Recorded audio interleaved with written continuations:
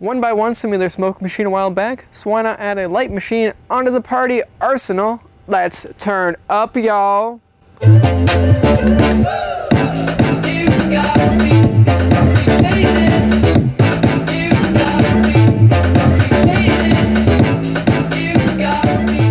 So I hope you guys like the setup I made. Obviously, I'm running the smoke machine and light machine at the same time, which is like an amazing pair. It's so unbelievable. The light machine still looks pretty great on its own, but whenever you pair the smoke machine, it just intensifies everything. I mean, you can see the light coming out of there, and then as you can see in some B-roll footage, it's all over the walls and everything, and a bunch of different like patterns and moving around and shit. It's pretty fucking cool.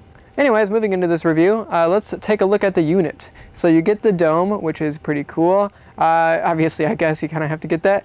You get a short power cord. It really should be longer. Come on, 1byone. So if you use this thing, most likely you'll use an extension cord because you really want to get it in like the middle of a room, and like the power cord just isn't adequate at all. You also get a much needed manual because it has like a bunch of different modes and crap like that I'll talk about later. And without that manual, you would be totally left in the dark. But it's a light, so you're not going to be left in the dark, so yeah. And in my opinion, the dome does look better than other domes I've seen on the internet and everything. Just like physically itself, some look like weird, but I think this one looks pretty fucking dope. So inside that dome, you get 2 red LEDs, 1 yellow LED, 1 green, 1 white, and 1 blue. And those LEDs do spin, as you can probably notice, so that's pretty cool as well. There's, let's see, I think there's 9 different settings on how fast you want it to spin, which is pretty cool, and you can just have it not spin at all, which is pretty sweet as well. Now moving back into the modes, like I was kind of mentioning earlier, there's 8 automatic modes, and I believe I'm on the one right now where it just cycles through everything. It doesn't blink. There's another one that blinks.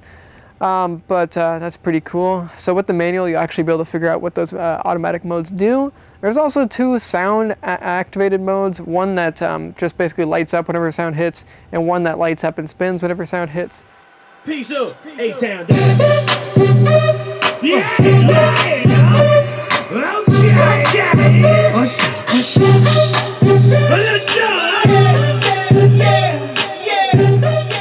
So that's nice. And there's also a DMX 512 or 512 support. That's like a soundboard, I'm pretty sure.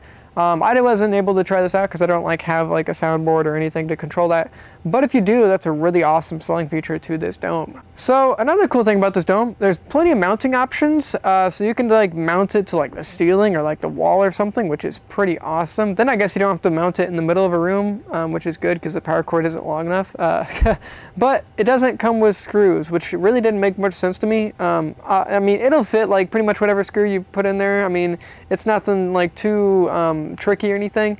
But come on, give me some screws. Are you kidding me, man? Some versions of this dome also come with like a Bluetooth remote so you can change everything. This one does not, which it's cool that they offer that, but it's a $15 upgrade to get that remote. And I don't see why. This one was like in the range of like 40 bucks on Amazon. I don't know why it's another 15 bucks to add a remote. It doesn't make any sense to me.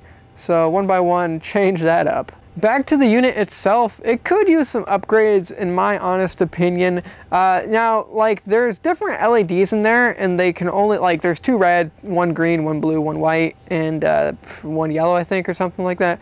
Now, in the perfect world, that would be RGB, so it could, first of all, like if you just have it red, like right now, it's not lighting up as much as like if every LED was on. It's not like you can't cover like different spectrums of red. You can't do like dark red, like pink. You can't do that. So if it was RGB, that would be awesome. So you could just do whatever you want with the lights. I think that would be pretty freaking dope. And also, some of the light combinations don't really make too much sense. Like this one right here, it's green and like orange. And we're moving over to blue and white now. But green and orange doesn't really make a whole lot of sense to me. This one's orange, red, and green. This one's green and orange again. Those don't make a whole lot of sense to me. It's not like complementary colors really that much. I guess maybe a little bit, but it just seems like some weird color combinations in my opinion. And back to that music setting I was talking about before. The music setting works actually pretty great sometimes, especially if you have like the music loud enough where it can like actually detect it and everything. And let's be honest, you're probably gonna have it pretty loud. But other times, like it just like doesn't work at all. You would think it would like go with like the low beats. I feel like it should like turn on with the low beats and turn off with just like the highs and shit. I feel like that makes a lot of sense to me. It really doesn't follow that idea that well, and I kind of wish it did. Like I said, it works great with some songs. It just doesn't work too great with other songs. But overall, it's a cool feature to have. I just didn't really use it that much. It does have a sensitivity knob as well, which is good, but it didn't really seem too useful in my opinion. Two more little bitty gripes about this unit. It's probably, honestly, it's pretty big. It could probably be either smaller or brighter. And if it was RGB, you know, it'd have more lights and it would be able to be brighter and everything. So that would kind of fix the idea right there. But I feel like with the brightness that it has, I feel like it could be smaller. I also noticed one more thing whenever I was just like looking inside the unit. First off, it has a fan to keep it cool, which is pretty nice. It does make some noise, which kind of sucks, but the music is probably gonna drown it out, and it's not really too loud. I don't know if you guys can hear it through my mic at all, but it's not really too bad. But if you look inside the unit, whenever this thing is spinning around like it is now, it actually bumps against this one wire inside there. Now, is that going to hurt the reliability of this unit? I'm not really sure. It seems to be working perfectly fine for as long as I've been using it, and I've left it on for quite a while before. But, I don't know, it seems like it might hurt reliability if parts inside there are bumping up against each other. But that said, this thing, I believe, does have a 1-year warranty, which I guess should, you know, if it does break, then 1byone will give you a new one. And one last thing I just noticed whenever I was looking through the manual, because you definitely do need to look through the manual to really understand this thing. It tells you that there's 6 LEDs, which there are, and it says that each of them uses 3 watts. It says that on the manual, and then it says that total power consumption of the unit is 12 watts. Now, I'm not an electrician, so I might just be, you know, talking about some random bullshit here, but if you do 6 LEDs times 3 watts each, that's 6, 12, 18. That's 18.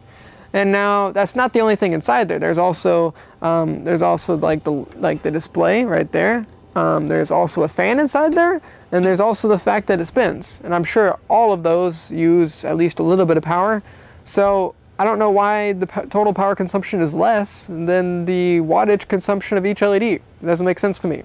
Overall, it's a really good light machine. It's not as cheap as others, but it definitely seems, in my opinion, that it, like, the few dollars you spend extra on this unit do make a little bit of a difference. It just seems like a better looking unit, and some of the reviews for other units were pretty terrible online. So I think it makes a difference with what you pay for here. It's definitely not the best light machine on the market. Like, it's definitely, like, if you're doing some professional event, it's probably not the right thing for you. But especially with that power cord it comes with. But it's pretty damn good if you're just gonna like do some chilling in your basement and have some parties, especially if you want to pair a smoke machine with it. It's pretty fucking dope. And finally, 1byone did send me this product, so thank you a lot, 1byone. They've been sending me some cool products recently, that smoke machine, that USB hub, and then this light machine. Pretty cool stuff. I am giving away that USB hub, but I didn't give away that smoke machine, and I'm not going to give away this light machine just because I actually do use them quite a bit for like parties and stuff. So I hope you guys don't hate me too much for that, but I'm just going to enjoy it because it's pretty damn awesome. I hope that kind of shows that it actually is pretty fucking sweet if I'm going to keep it though. Before you leave this review, be sure to drop a like on it and subscribe to my channel if you want to see more reviews and other cool stuff like this. If you like the way I did this review, let me know what you guys think about it, because I don't know, I mean, I could try to, you know, do more crazy stuff like this in the future. I didn't do anything quite as insane as the smoke review. I didn't do like the whole waking up as high thing, but I think it's pretty cool. So thank you guys for checking out this, look at my hand, that's interesting. Thank you guys for checking out this review, and I'll see you later. Peace out.